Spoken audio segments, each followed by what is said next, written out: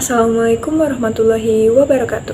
Perkenalkan, saya Anggun Sania Putri dengan NIM 8603477983. Di sini saya akan mereview beberapa video pada mata kuliah Pendidikan Kewarganegaraan. Jadi, pada video yang pertama yang berjudul Tantangan Ketahanan Nasional dan Bela Negara. Nah, pada video tersebut menjelaskan bahwa jatuh bangunnya suatu peradaban ditentukan oleh 3 ranah budaya dan peradaban. Ranah yang pertama itu ranah mental spiritual yang berada pada ranah budaya. Ranah mental spiritual menurut Arnold Toynbee dan Oswald Spengler dalam A Study of History 1957. Toynbee mengemukakan teori tentang pengaruh radiasi budaya dalam pandangannya. Peradaban itu berlapis-lapis dimulai dari teknologi di lapisan terluar, lalu ada pun lapisan seni, lapisan etika, dan yang terakhir yaitu lapisan religi. Lalu ada pun ranah yang kedua yaitu ranah institusional politikal yaitu ranah peradaban. Dikemukakan oleh Darren Acemoglu dan James A. Robinson dalam karya bersama Why Nations Fail: The Origins of Power, Prosperity, and Poverty 2012. Keduanya mengarai bahwa sebab pokok kegagalan suatu negara bangsa bukan karena adidaya atau sumber daya, melainkan karena salah urus alias salah desain kelembagaan dan tata kelola pemerintahan.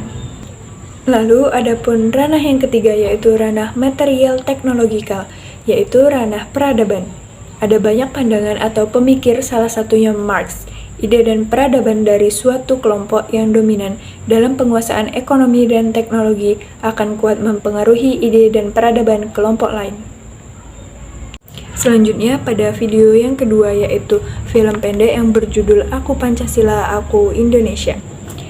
Film ini menceritakan kisah Markus yang kesulitan membayar biaya hidup dan kuliah setelah ayahnya mengalami kecelakaan kerja. Melalui semangat persahabatan, teman-teman Markus yang berbeda suku dan agama bersatu untuk membantunya. Mereka membentuk tim tari bernama Sekar Bhinneka dan berpartisipasi dalam sebuah kompetisi, menggabungkan beragam budaya Indonesia sebagai simbol persatuan dalam keberagaman. Aksi solidaritas yang didasari prinsip tolong-menolong ini berakhir manis ketika mereka memenangkan hadiah dan menyalurkannya untuk meringankan beban Markus. Film ini merupakan representasi kuat bahwa persatuan adalah kunci untuk mengatasi setiap kesulitan. Selanjutnya pada video yang ketiga yang berjudul Identitas Nasional. Video tersebut menyajikan ulasan mendalam tentang identitas nasional Indonesia oleh Profesor Budimansyah yang membagi konsep ini menjadi identitas primer dan identitas sekunder. Video ini mengangkat pandangan orang asing yang menganggap Indonesia sebagai serpihan surga, merujuk pada kekayaan alam dan budaya yang tak tertandingi. Selanjutnya, dijelaskan pula identitas sekunder yang mencakup sumber-sumber fisik seperti bendera merah putih, bahasa Indonesia, lambang negara Garuda, lagu kebangsaan Indonesia Raya, dan Pancasila sebagai jati diri bangsa atau identitas non-fisik. Video ini sangat informatif dan memicu rasa syukur terhadap anugerah kebangsaan. Selanjutnya pada video yang keempat yang berjudul Hak dan Kewajiban Warga Indonesia. Pada video tersebut terdapat 3 narasumber, tetapi di sini saya memilih satu narasumber yang bernama Rizky. Hak adalah sesuatu yang melekat pada setiap individu yang harus ditunaikan dan dihormati oleh orang lain dan oleh negara. Kewajiban adalah konsekuensi yang dihasilkan dari hak yang kita miliki. Kewajiban harus didahulukan karena kita harus mengesampingkan ego jika kita ingin membangun negara kita yang sesuai dengan tujuan negara yang tercantum pada Undang-Undang Dasar. Selanjutnya pada video yang kelima yang berjudul Merawat Demokrasi.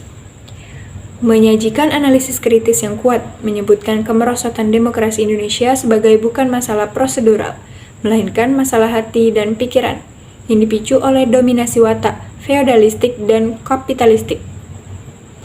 Selanjutnya pada video yang keenam yang berjudul Governance.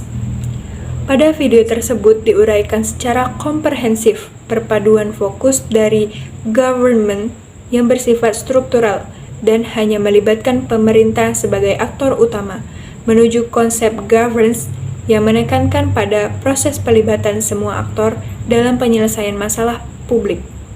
Selain itu, dijelaskan pula bahwa penetapan tata kelola yang baik atau good governance yang didasarkan pada prinsip partisipasi, transparansi, dan akuntabilitas, yang pada akhirnya mendorong timbulnya kewarganegaraan aktif di tengah masyarakat.